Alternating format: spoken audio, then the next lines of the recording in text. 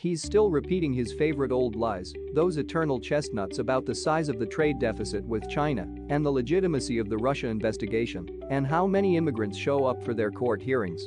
But former President Donald Trump's current dishonesty is overwhelmingly focused on a single subject, the 2020 election he lost 8 months ago, but won't stop lying that he won.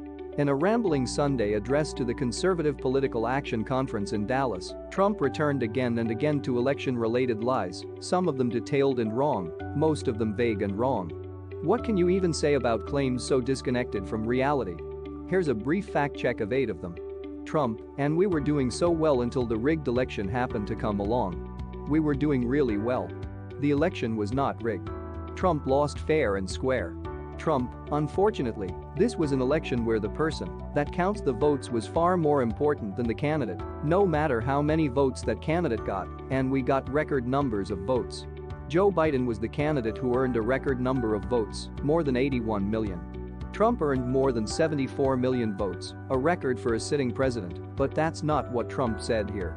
Trump, you know, the New York Times asked me a question, what happened in 2020 that was different from 2016?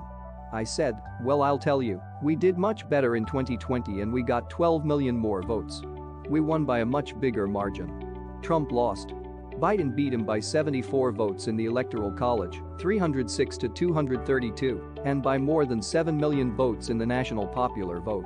Trump did receive about 11.2 million more votes than he did in 2016. Side note, that doesn't round to 12 million, but Biden received about 15.4 million more votes than Democratic nominee Hillary Clinton got in 2016. Trump, every time the media references the election hoax, they say the fraud is unproven. And while there is no evidence, there's so much evidence.